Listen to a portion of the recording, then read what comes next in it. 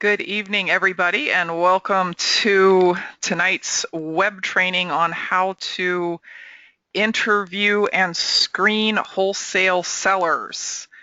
Now, tonight's training is primarily for the benefit of those of you who are attending my Wholesaling Academy at the end of the month because, as you know, you can bring leads to the Wholesale Academy and I will go through them with you if you complete them, and I'll tell you what complete means closer to the end here. But for those of you who are joining us as guests, welcome. And please notice that there is a handout on your GoToWebinar screen. It says Seller Interview Form New 2014.pdf. You might want to go ahead and download that because that is the form with which we're going to be working tonight and going into the future in interviewing and screening sellers. Now, tonight's training should be relatively quick. It should be under an hour, but it is an important piece of the wholesaling process. We're going to talk about why this is an important stage in the whole thing, the information that you're going to need and why you are getting it, and some important times that it might be good for you to get out of the conversation with the seller based on the answers you're getting.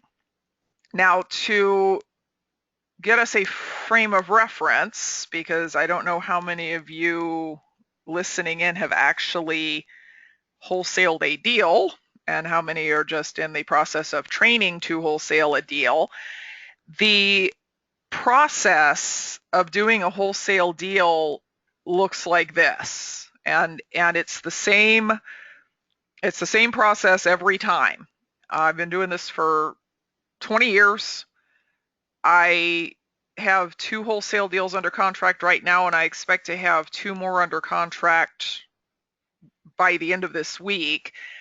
And I've done 800, 900,000 deals, something like that. And it's basically always the same process. You generate leads, you get contacts from sellers, you determine whether or not they're motivated, and if they are, then you take the next step, which is bothering to evaluate their properties. You don't evaluate properties just because a seller called you and said, I would like to sell my property. You evaluate them only when you've spoken to the seller, you already know that he's got some reason to want to sell at something close to a wholesale price, because otherwise you waste an enormous amount of time doing research on properties that aren't going anywhere. So another way to look at this process is that it's a funnel. It's a funnel where if you're doing your job right, and this isn't our topic tonight is not generating leads, but a whole bunch of leads come into the top of the funnel, and only about 5% of them get to the point of becoming a deal. So the reason this part of the process, although it's not the sexy part, it's more just doing the same thing every time, is so important, is that you only want the deals that are likely to turn into money to end up absorbing any significant amount of time. So the way that you avoid running out and looking at a bunch of properties that you can't possibly put under contract is by doing a good job in this interview stage, because you will interview more people than you will evaluate properties. You will evaluate more properties than you actually end up going to see and negotiating and putting under contract and ultimately selling. So what we're talking about tonight is just this part of the flowchart, right? Interviewing the sellers, figuring out if they're motivated, if they are, moving on to the next step, and if they're not, either filing them for follow-up or in some cases just discarding the leads, and we'll talk about where to go with each one. If you don't understand the rest of this flowchart, if you don't understand how to evaluate the leads, if you don't understand how to negotiate with the sellers, put the deals under contract, sell the contracts, you really need to come to Wholesaling Academy. I have a hard time understanding how people think that they're going to make a bunch of money wholesaling without bothering to get the training they need to do that. I know there's a lot of talk online about, oh, don't worry about it, just run out and pull the trigger, except if you don't know where the trigger is or what to aim at. I mean, I admire that. I admire people who pull the trigger, but you kind of need to have some background and knowledge to do that, and Wholesaling Academy is the best place in the country to get that. So your primary tool is going to be the seller phone interview questionnaire, which again is attached as a handout. Now, I have never tried to attach a handout to a webinar before, so I'm hoping you're seeing this, and I'm hoping when you click it, it actually opens up and you can download it. If not, I guess we'll figure something else out, but okay, a couple people have come on and said that they were able to do that. What you're looking at here in this screenshot is just the top part of the page, and you need to be looking at the whole page. So if you could go ahead and download that, that would be awesome. This is a form that has developed, I've developed it over the course of a lot of years. I started out with someone else's form years and years and years ago. And as time has passed and I've realized that there were things that I really needed to know in order to evaluate whether I wanted to bother to go look at a property or not, I've added things to it. I've subtracted things from it that didn't turn out to be that important. And I think at this point, this is the best lead sheet you're ever going to see for a wholesale deal. So let's talk about how we're going to go through this and why. Oh, by the way, if you already have the Real Estate Goddess's Guide to Wholesaling, which is my home study course, this document is available to you in both a PDF and a Word format. In case you decide that you want to do your own editing on it, you can do it through the Word format, and it's both in the manual and on the forms desk. Now, some just technical stuff about filling out the form. The first decision you're going to have to make here is who is going to be doing the interviewing. In a perfect world, that would be you, especially at the beginning. I know a lot of people want to skip this step because they're intimidated by it. They're intimidated by talking to sellers. They think, oh, these sellers are going to know more about real estate than I know because it's my first deal. I haven't done a deal yet, and they're going to be able to tell, and I want to push that off on somebody else.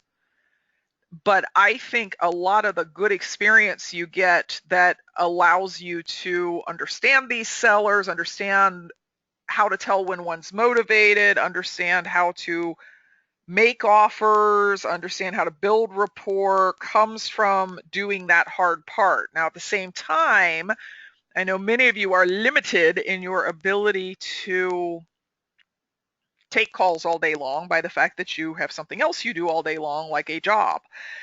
And so you have some options here. One is, again, ideally, I would like to see you take the calls for at least 3 to 6 months. But you can also, as a lot of people do, hire and train a virtual assistant to do the interviewing. And they're basically going to ask the same questions that are on this form.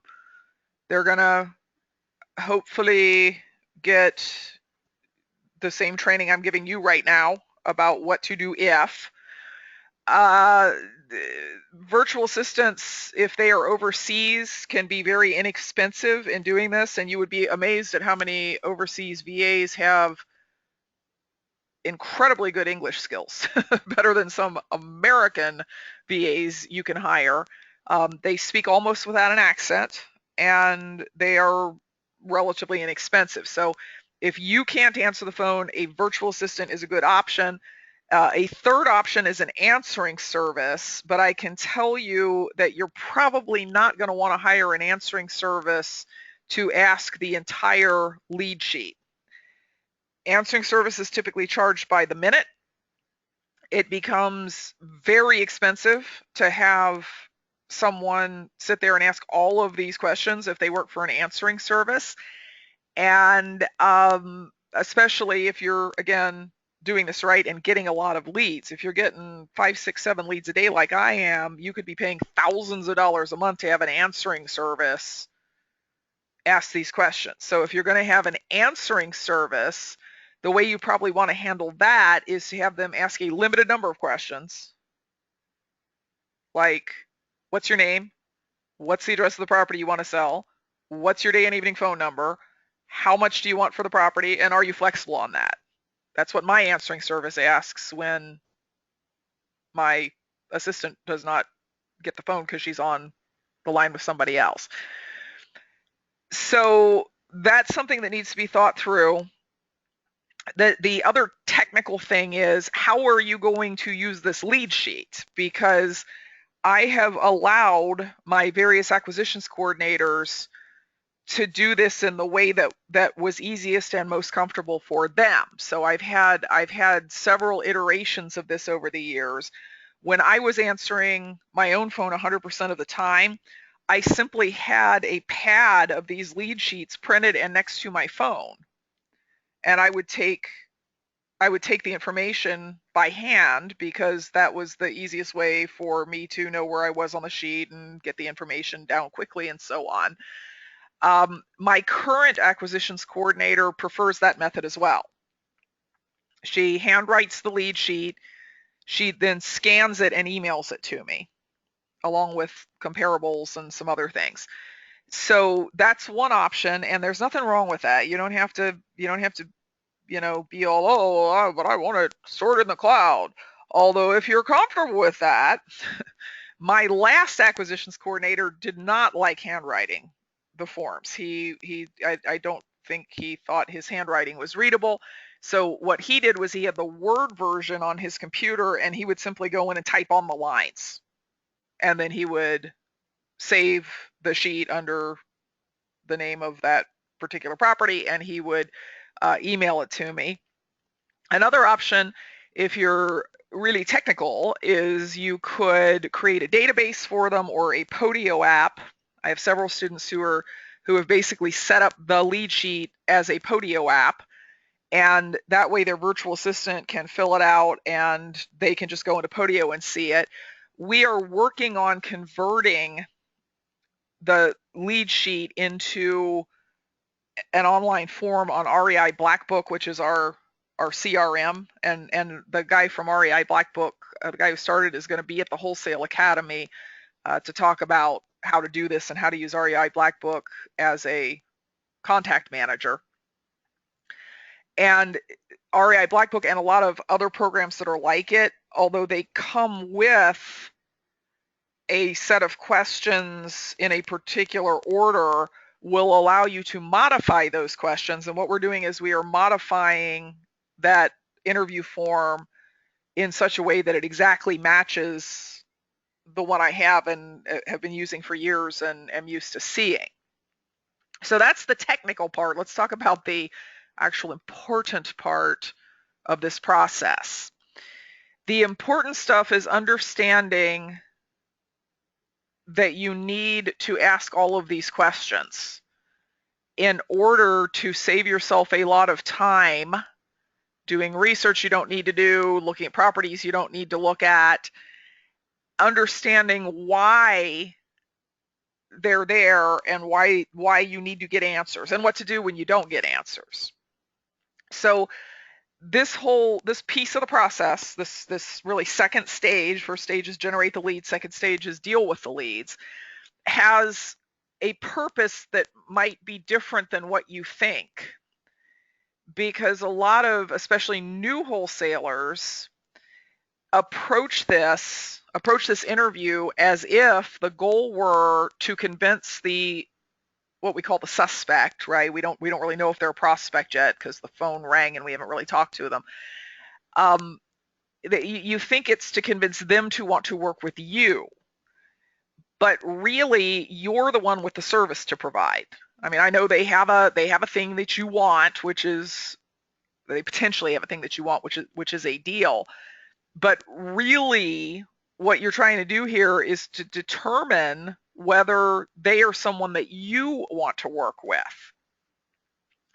And the the process there, or the way that you know that is, number one, you find out whether he's even got a property of a type and in a location that you can do anything with, and also whether or not he's motivated.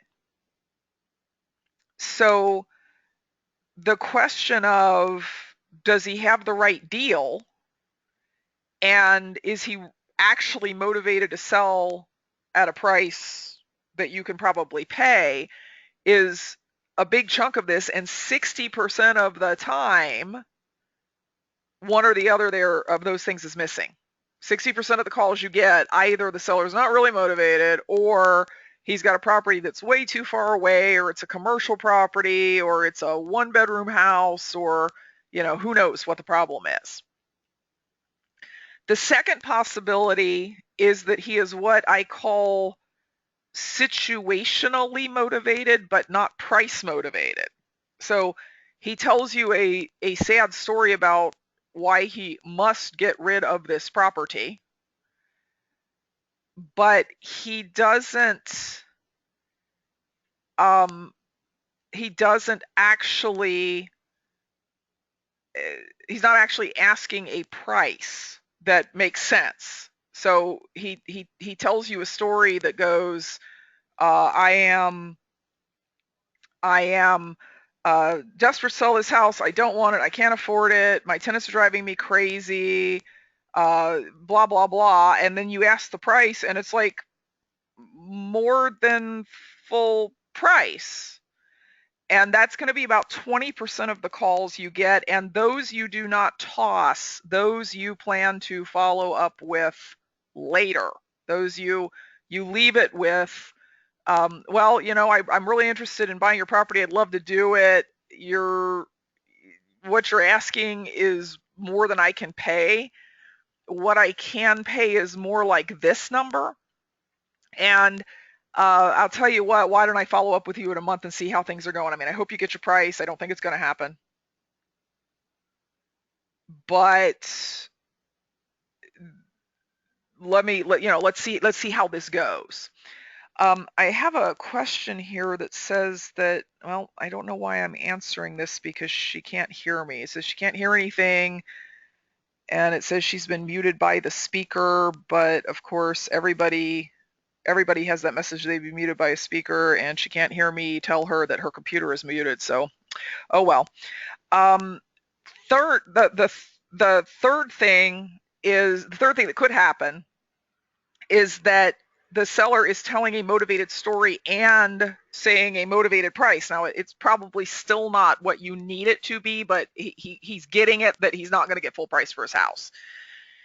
That's going to be about 20% of your calls. Although, so that's what's going to lead you to the next step, is when the seller's saying sad story, sad story, sad story, and I would take this price that is below market. That is going to take you to your next step of evaluating the property online, not yet going to it, coming up with, your probable offer price, communicating that back to the seller. And realistically, you're only going to see about 10% of the properties, maybe 15, that you get calls on, and you're going to put about 5% of them under contract.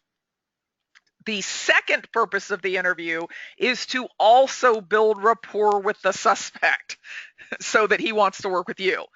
But I don't want you to make that the key thing. I want you to understand that you are the one with the valuable thing to offer. Lots of people have properties. Not too many people have the skills and abilities to evaluate those properties and to put them under contract and get them sold for the seller, right? Well, you're not getting it sold for the seller, you're getting it sold for yourself, but you understand what I'm saying. So at the same time that you're trying to determine this stuff, you want to be nice. You want to be polite. You want to be personable. You want to talk like a real human being. You want to actually listen to what's being said. So the way in which we accomplish this purpose is by asking the questions on the lead sheet. If you'd like to refer back to your lead sheet, I am going to have screenshots of the part of it that I'm dealing with at that time. So the reason that it is organized in the way in which it is to allow you to ask the easy, non-threatening questions first, and then move on to the more complicated questions, and then move on to the motivation questions and the pricing questions that are going to make you most nervous. Now, I will be honest with you, when you come to the Wholesale Academy and you hear me doing these live seller calls, most of the time you will hear me ask the motivation questions first. Like the first thing I will say to a seller when they call is, okay, tell me the story. Because their response to that question of tell me the story tells me almost immediately whether or not I'm dealing with a motivated seller. If when I say tell me the story, they say, well, it's a 6-room, 3-bedroom, it's in great condition, I have it listed, and I want 173 for it, and the house next door sold for 125 or 175. See, that's not a story. that's a seller who's got a decent property in a decent area and probably isn't all that motivated to sell it. When I say tell me the story and they start in on, all right, well, first my wife left me, and then my dog bit me, and then, they're telling me a country song, then I know it's worth spending some time on the phone with them, because they in fact have a story. But for most folks, when they are first getting started, it's easier. I know it was easier for me when I first got started to ask the questions in this order. So the questions you're asking are just very simple for the seller to answer. What's your name? Are you the owner of the property? If you're not the owner, why are you calling me? What's your phone number? What's the address of the property? What neighborhood? What school system? How did you hear about us? Now please ask that question, that how did you hear about us question, because although it's maybe not super important to the seller, it's important for tracking your marketing. If they say, well, I saw a sign, I saw your car, I got a postcard, it's important for you to know that, to know how well the individual campaigns that you're using are working. Although, again, if you have something like REI Black Book, you already have uploaded this, unless he did call from a sign or something, you've already uploaded the seller based on where he came from. Was he behind on his taxes? Was it driving for dollars? What was it? And it's very easy to track that way because you have already uploaded their names. So what type of property is it? Is it a 1-family, 2-family, a 3-family, etc.? How many rooms, bedrooms, and baths? Do you know how old the house is? Is it brick or frame? Does it have a basement? Does it have off-street parking? Does it have a garage? Does it have public water and sewer? These are all questions that the seller is going to be very comfortable answering, and you're going to be very comfortable asking. Couple of notes on this section. If you happen to run across the rare seller, it's about 1 out of 100, who is like immediately, like from the what's your name question, hostile or uncooperative, don't continue the interview. Don't try and rescue that seller. I mean, we occasionally get one who will call and say, get me off your mailing list, and then hang up the phone without saying who they are. Right? So like, how am I supposed to get you off my mailing list? We occasionally will have one that we had one last week who refused to give his name to the answering service. It's none of your business who I am. Call me back. Here's my number. Do you think we called him back? No, waste of time, right? you'll get some that'll say things like, look, I don't want to answer a bunch of questions. You sent me the postcard. You come out here and tell me what you're going to pay for my house. That is a situation where you want to just end the call by saying, listen, Mr. Seller, I appreciate you calling. That's really not the way we work. I mean, I need to know some things about the property before I know if we can work together. So it doesn't sound like you're super anxious to sell it. So I appreciate your call. Thank you. Bye-bye. And hang up the phone. You're not going to lose a deal. There's no deal there. Okay? Motivated sellers are not hostile and they're not uncooperative. So there's no deal there for you to lose. So don't feel bad about getting off the phone, and don't sit there and ruminate about it for the next 2 days, because obviously something was happening in that guy's life or in that guy's day that had nothing to do with you. It wasn't your mailing that offended him. It wasn't talking to you on the phone that offended him. He's just offended. The second thing about this piece of it is sometimes you'll talk to people who don't know the answer to the question, how many rooms, bedrooms, and baths does it have? Or don't know the answer to what school system that it is it in. And that is something that an owner would generally know, right? So it's important to find out why, if you're starting to get that kind of answer, why do you not know that? And there's a few possibilities. We had a call last week from a guy in Chicago who's a, quote, virtual wholesaler, who apparently put a house under contract down here in Cincinnati that he knew nothing about. It was a lead that he got online. The seller gave him almost no detail about it. He put it under contract anyway. And then when my acquisitions coordinator said, well, so, you know, it's in Butler County, what school system is it in? He said, look, it's not my job. You're the buyer. It's your job to go find those things out. And so that was not a conversation that went on. Sometimes they don't know because they bought the properties in bulk.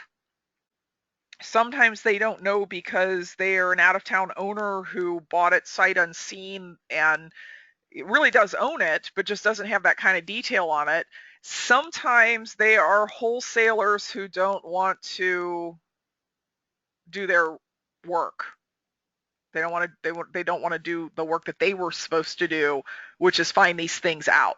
So you'll have to make a decision about what to do based on what they tell you about why they don't know these things.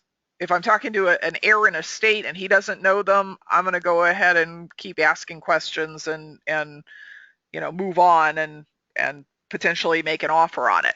If it's a wholesaler who doesn't know what the heck is going on, I'm going to tell them to go do their job if they expect to sell me a house. If it's an out-of-town owner who just has gotten really, really sick of managing the property and doesn't know that much about it, I am going to continue with the conversation because they, you know, are motivated, but they just don't know things about their property. If you get the sense that the person you're talking to is impatient with a number of questions or is getting rushed for time, don't feel bad about saying, listen, it sounds like you're in a hurry and I've got another 5 minutes worth of questions to ask you. Is there a better time for us to talk? Because they'll appreciate that if they are in fact rushed for time. If the property just clearly isn't going to fit your needs, tell them so and get them off the phone. You know, we get a couple calls a month from people who think Toledo is Cincinnati. They're typically out-of-town owners, and they call me about a house in Toledo, and I'm not really interested in wholesaling a house 4 hours away. If it's there's particular kinds of properties that are hard to work with. You know, we have a lot of properties here that are they're old storefronts. You know, they're in city neighborhoods, and back in the day, that was the butcher shop or the greengrocer or whatever. But because traffic patterns and commercial properties have changed, it's now obviously a storefront, great big plate glass windows in the front, but it's unrentable. Sometimes it's been converted to a bad apartment. I find those very hard to sell, so I won't buy them. So if I find out that's what I'm dealing with, I'll just tell the suspect, listen, that's, you know, good luck with this, but this is not a kind of property that I really deal with. So don't if you find that out in the first 10 questions, don't ask the other 20 questions. There's no sense in wasting your time or his. The next set of questions are about condition. And on the sheet, they're kind of abbreviated, and you want to ask them you don't want to say, all right, what type of roof, approximate age, leaks? You want to say, what kind of roof does it have? Do you know how old that is? Is it in good shape? Are there any leaks? Have you done any? And what if they don't know the age, if they say, well, I don't know, you may have to ask the question a different way and say, well, how long have you owned the property? Did you put the roof on? So then we know it's older than that, right? Same thing with the plumbing, the foundation, the heating, the cooling, the windows. These are, of course, all the expensive things. When was the kitchen last updated? When were the baths last updated? If you were going to continue to live there, or if they've already said it's a rental, because that's in the first set of questions, if you're going to continue to rent it out, what work would you do to it? Because that's where the stuff about the painting and the walls and the flooring and stuff like that will come out. So the purpose of these questions, of course, is to give you a basic idea right on the phone of probable repair costs. If the seller says, well, the roof is 19 years old, but it doesn't leak, what note are you going to make? Roof's going to need to be replaced soon, right? It's a 19-year-old roof. Roofs last 20 to 25 years, roughly. So how old's the furnace? Well, yeah, I don't know, but it works good. Okay, how long have you owned the house? 30 years. Have you put a furnace in during that time? No. Okay, so the furnace is at least 30 years old. What note are you going to make? Probably needs a new furnace, right? Just about anything, if they don't say it's 5 to 10 years old, you're going to make a note that it's a probable replacement.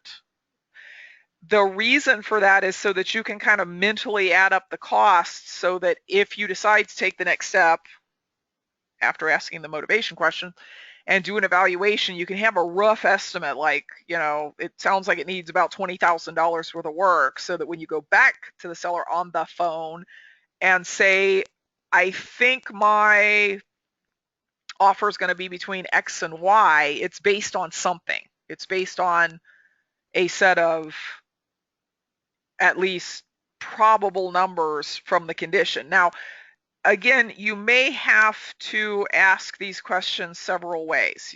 I have a lot of sellers who, if you just say, tell me about the roof, they'll say it's good. Tell me about the kitchen, it's good. Tell me about the furnace, it works good. That normally means it's old. Like in my experience over all these years, when someone says the furnace works good, it's 50 years old.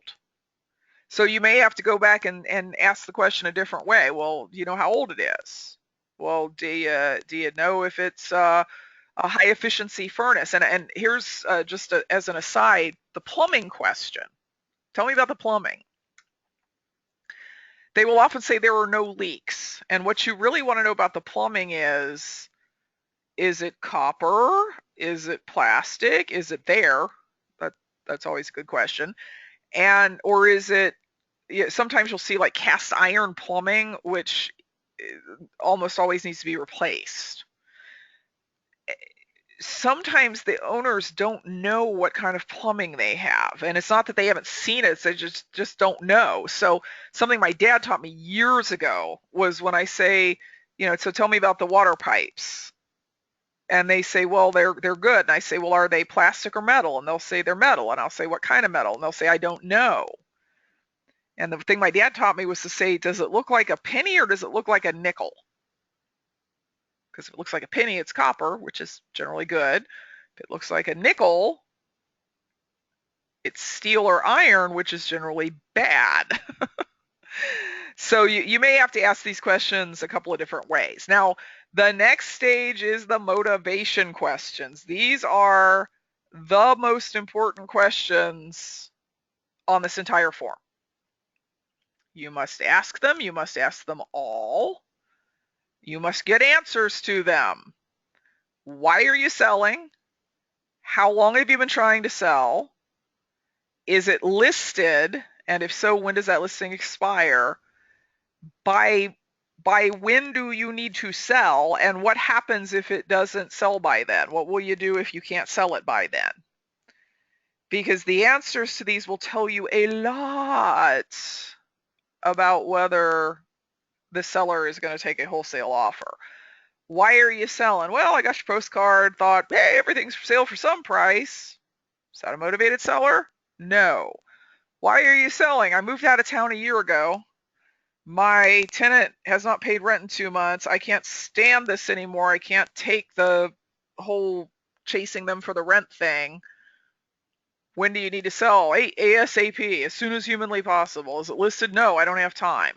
That's the kind of thing you want to hear. That's the kind of thing that tells you that the seller is motivated. So these are far and away the most important questions on the form.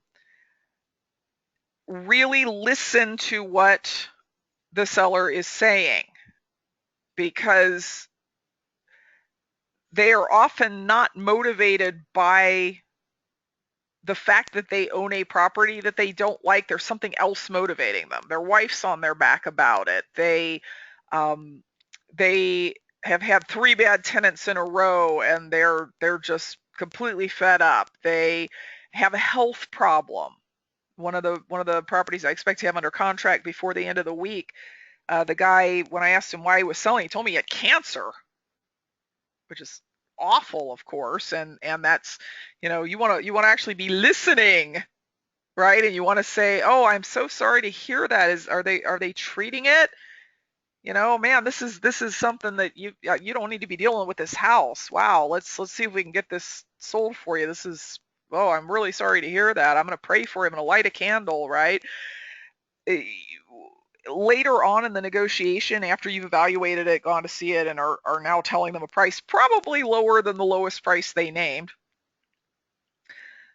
you're going to want to come back to those things, right? You're going to want to come back and say, listen, I know this isn't the offer that you wanted, but at least it'll get your wife off your back. I know this isn't the offer that you wanted, and I wish I could pay you more, but at least you can focus on your health and get rid of the property.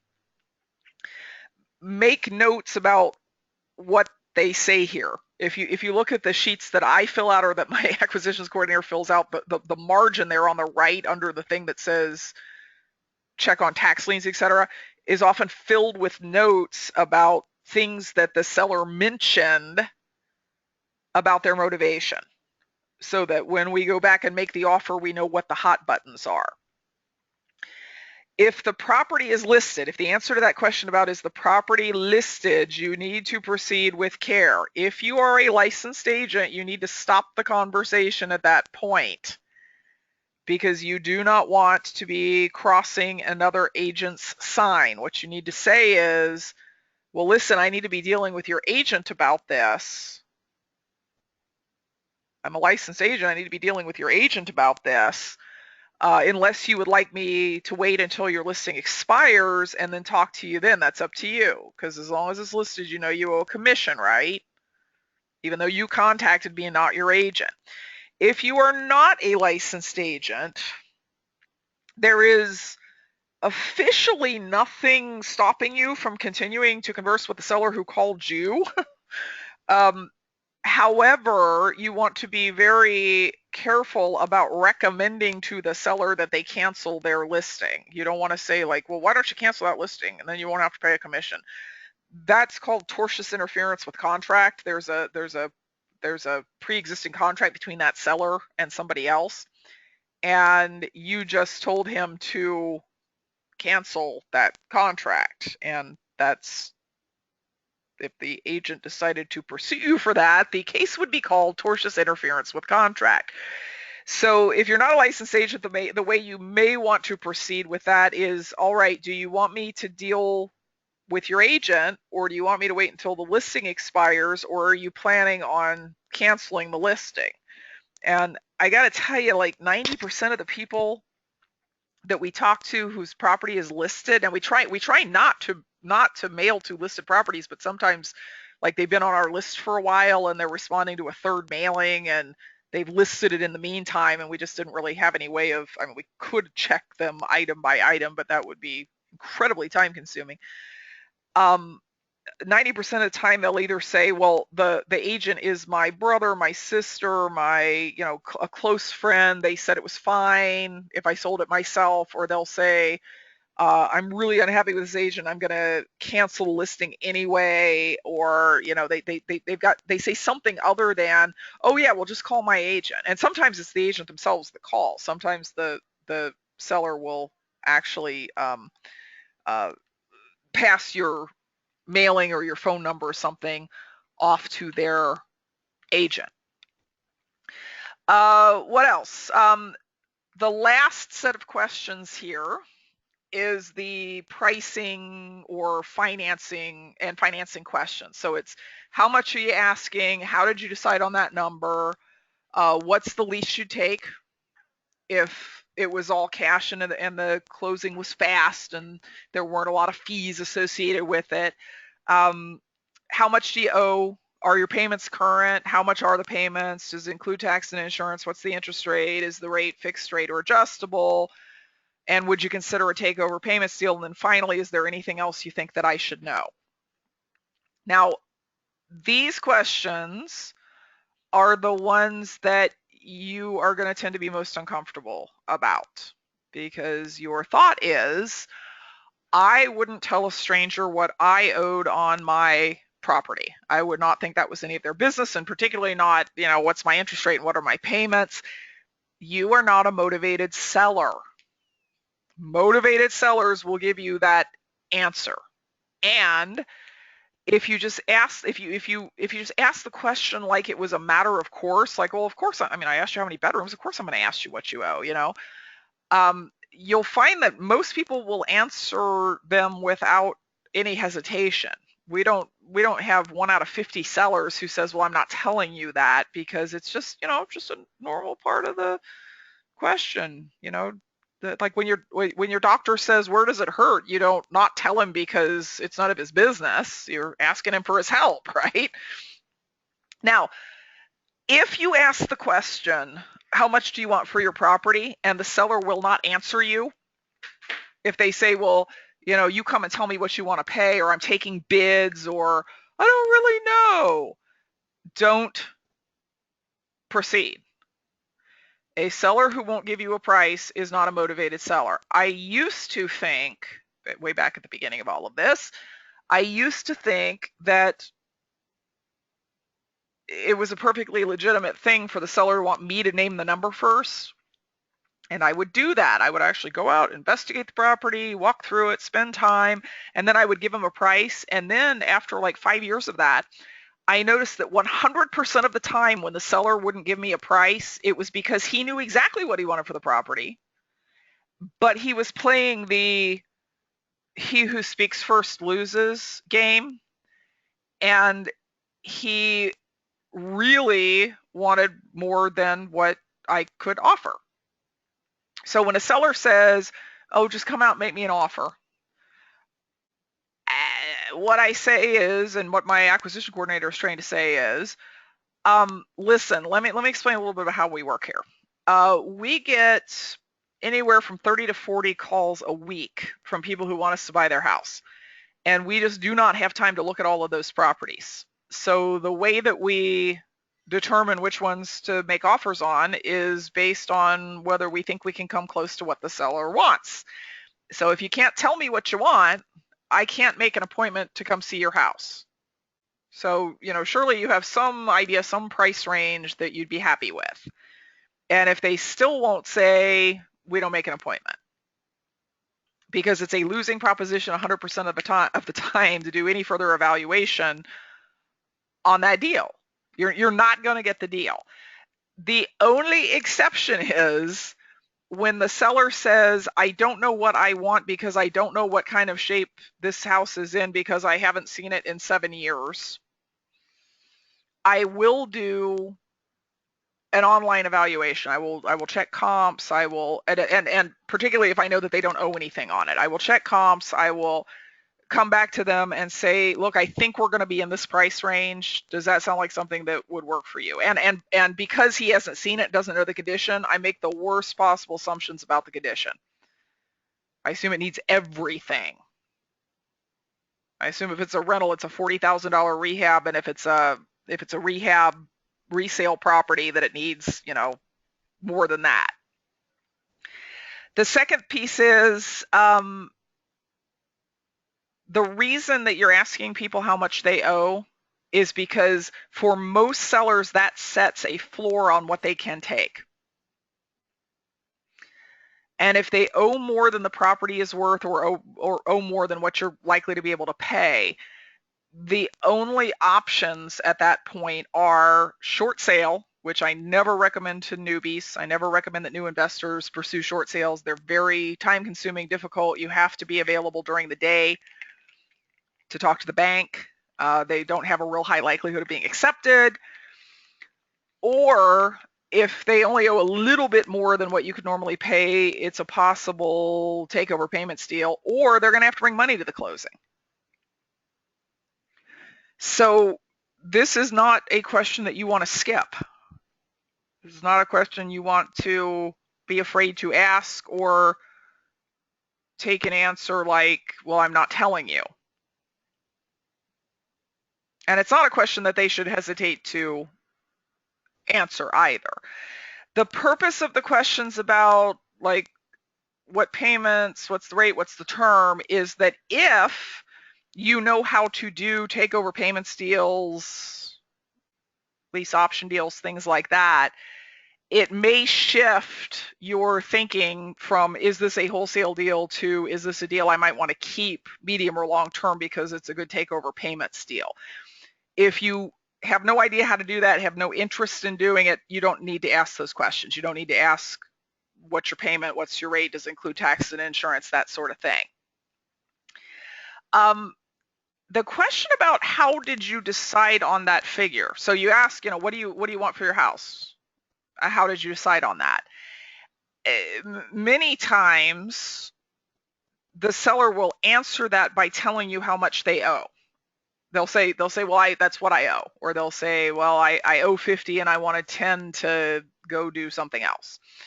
So if at any point the seller answers a question that is coming further down in the sheet, you don't have to ask it again, obviously. Just make a note that they already answered the question.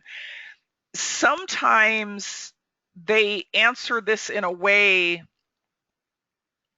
that they have determined their price in an incorrect way. So they'll say, well, that's what the tax people say it's worth. What do we know about tax evaluations? We know they're almost always high, right? And you need to say that to the seller. You need to say, well, let me ask you this. Do you think it's actually worth that? And a lot of times they'll say, well, no. Sometimes they will say, well, I got an appraisal. Ask why and when. Why did you get an appraisal and when? Well, I got it in 2006 for a refinance. Okay, well, do you think the house is still worth that? I mean, the market's changed since 2006. I got an appraisal. Why? Why did you get an appraisal? It was for a refi. When? Last year. Okay, so you just refinanced the house and it appraised for 110. So did you refinance it for pretty close to 110? Right? So sometimes they give you really strange answers. We had one last week. I always joke about this answer, but it's happened to me multiple times now. The guy was asking $40,000 for a stripped rental in a bad neighborhood. Now, for those of you who are from the coasts, you're going to say, "Oh my gosh, why didn't you buy it immediately?" That house is probably worth $5,000 to $10,000 in the condition that it's in. And he's asking 40, and all the rest of the story that he was telling was very motivated. I don't want it. I don't like it. I hate tenants. I never should have bought it. And then all of a sudden $40,000. Well, how did you get to that price? Well, I want to buy a truck, and the truck costs $40,000. Seriously. So he had a disconnected, like it's not about what is my house worth. It's about what do I want. I want this truck. So in that case, you might have to reset the expectations by saying, well, okay, so the problem is I don't think your house is worth 40 to you. So, you may have to get the rest of the truck money from someplace else. Have you got a plan for that? So you might have to kind of readjust the expectations based on that question. Now, if you're looking at your form, you notice that on the right side there's a little box that's got some other stuff in it. And I wanted to explain what that stuff is. If the seller says, when you ask the question, is it a rental, or did you live there, or do you live there, and they say it's a rental, then you want to move over to this top part where it says, now I've got spaces here for 4 units, but if it's a single family, obviously you're only going to use one space. How many bedrooms and baths, what's the rent, and is it occupied? Is it currently occupied?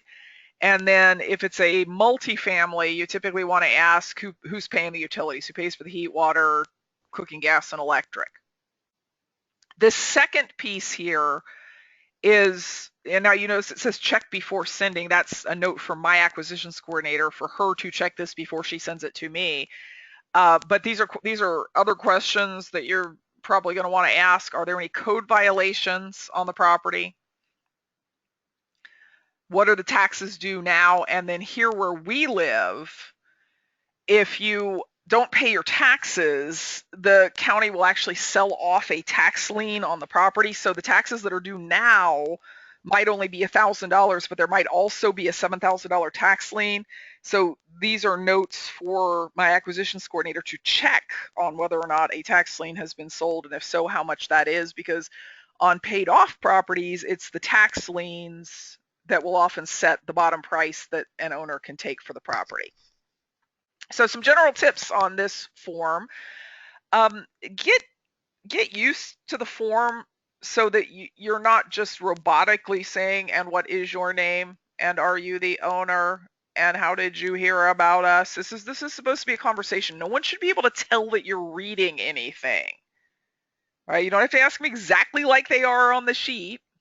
Ask them like, don't grill the suspect, right? Talk to them, have a conversation with them.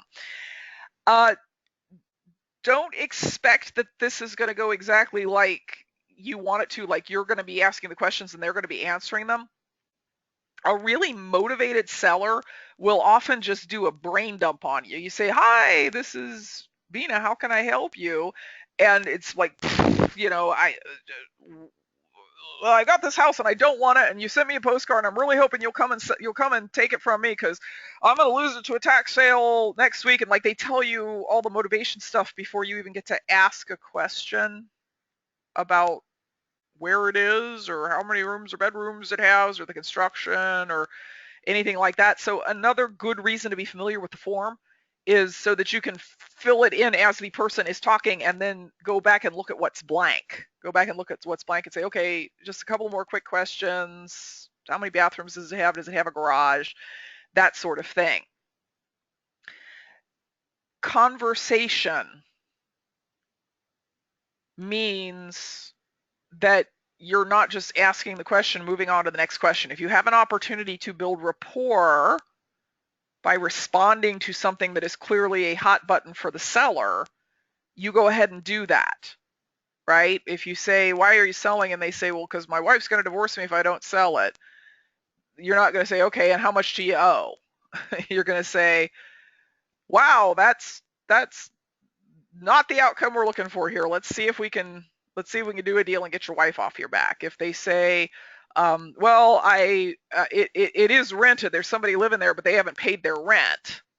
You say, oh golly, I don't understand why tenants think they can get away with living in your house and not pay their rent. How long's it been? So am I going to have to evict him?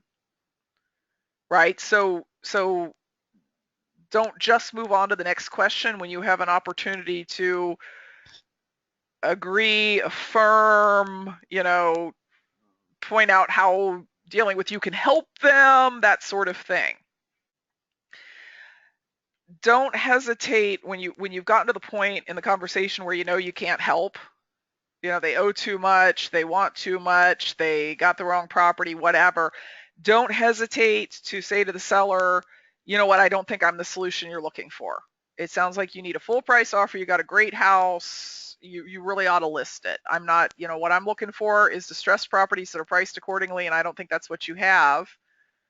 So can I recommend a good agent to you? Because if you don't do that, you're wasting your time and the seller's time. And you're probably not, well, you're definitely not in those scenarios I just gave you, losing a deal by saying that. Other general tips: don't bother with sellers who are hostile. Don't bother with sellers who are overly aggressive. Don't bother with sellers who are clearly insane, and you'll get those every once in a while. We had a call this week from a lady who said that she wanted 173 for her house because the house next door had sold for 210, or maybe it was 190, but in any case, she had fired her realtor because somebody broke the ceiling in her basement after the realtor let them into the house, and it cost her $23,000 to fix the ceiling in her basement. And also her daughter was calling her 23 times a day from Florida, just like all this disconnected, stream of consciousness stuff. And that is not someone who is competent to even sign a contract, and you can't get good information out of them. So get off the phone as quickly as possible. We get at least 2 calls a week from people who are clearly wholesalers but won't admit it. Like they don't know anything about the property. They keep referencing this partner, that it's my partner's property, but I'm selling it for him. Well, if you're selling it for him, you better either be a partner or you better be an agent. You either better be an owner or an agent if you were selling the property for someone else.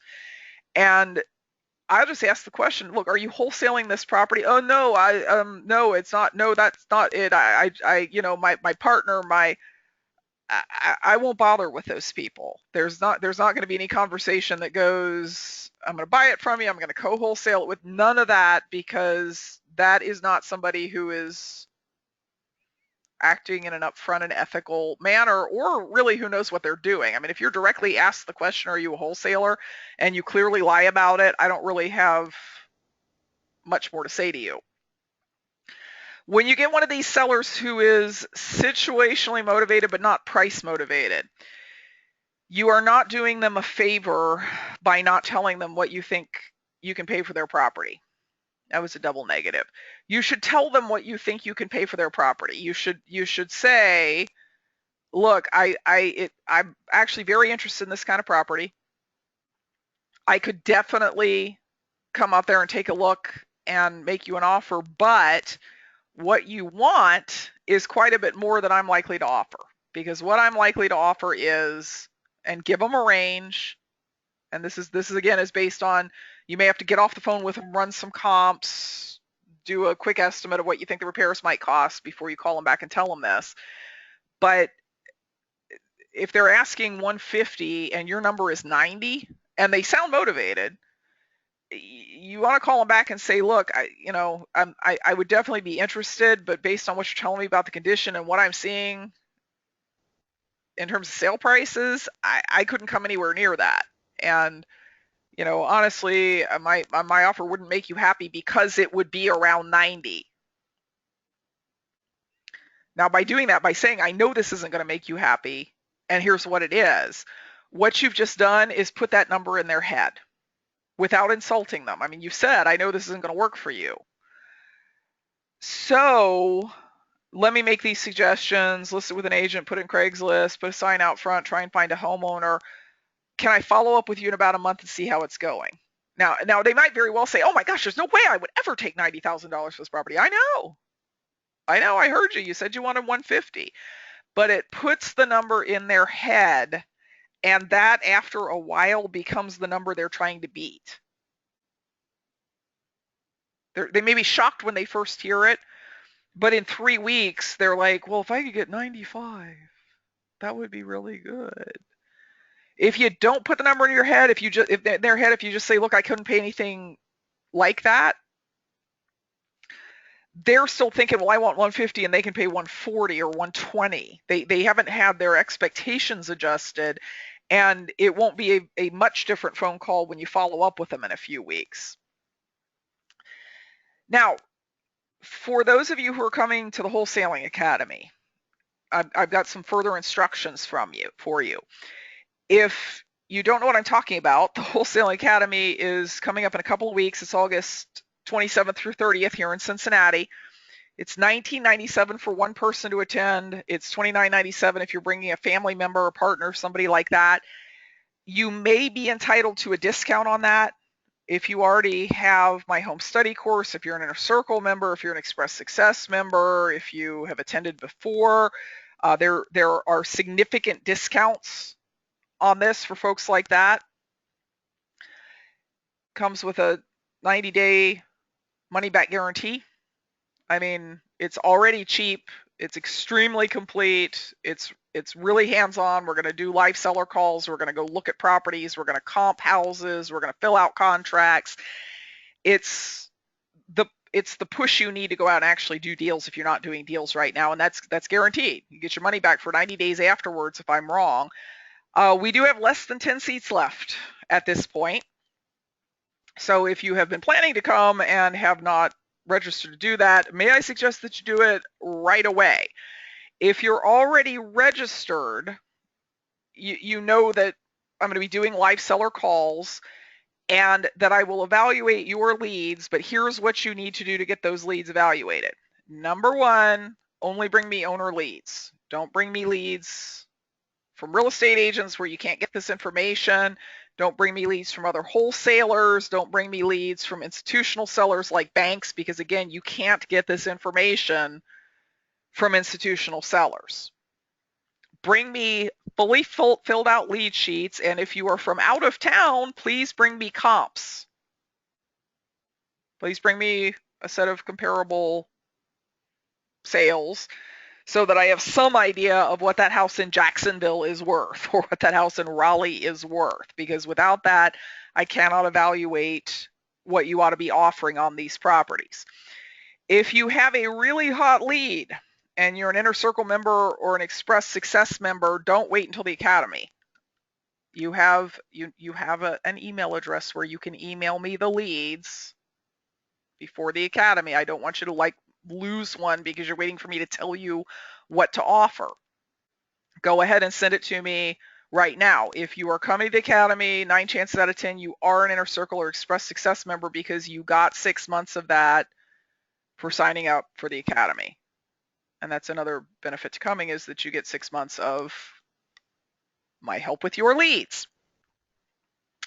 If you haven't signed up, you can do that at ariegaddis.com or at 888-ASK-VENA. I would suggest you do it very quickly because, again, we've only got about 10 seats left. Now, let me see what questions we might have here. Oh, good. Everybody was able to download the form. That's good. All right. Will the slides be available after the webinar? It depends on if the recording was successful. I am on my own tonight, and Drew is not recording. I'm recording through GoToWebinar, so if that worked, I will make these slides available. Handle it. How do you handle it when you ask how much do you want for it and they respond with, I'm waiting to hear what you would offer? Well, yeah, I say, well, let me explain how this works. I have to do more evaluation, and I get a bunch of calls every day from people who want me to look at their properties, and I have to be, careful with my time. I don't have time to go look at them all. So if you give me some idea of what you're looking for, that would tell me whether it's something that's going to fit my requirements, and then we can proceed.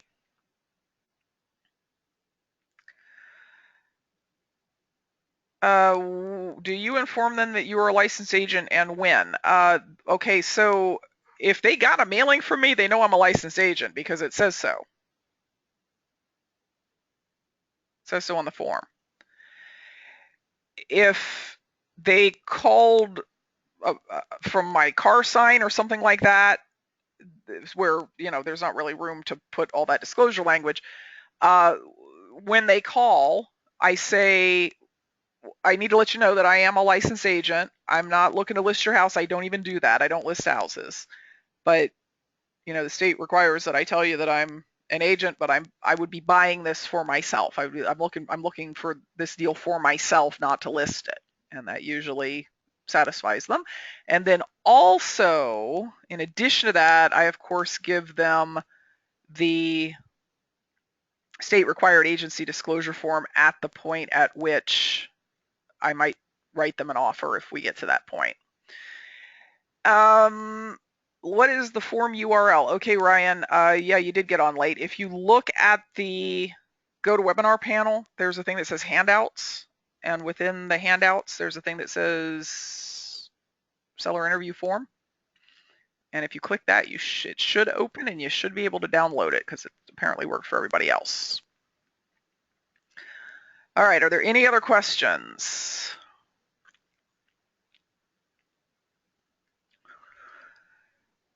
Okay, perfect. I hope you guys got a lot out of tonight. You now have the best seller disclosure form there is, and you need to go out and use it because that's how you get deals, is you actually do this stuff. I hope you all come to the Wholesaling Academy on August the 27th, 28th, 29th, and 30th here in Cincinnati. And I look forward to meeting you there and training you about how to do this over and over and over again, build a whole business out of wholesaling as I have over the last 20 years. So everybody have a great night and happy investing.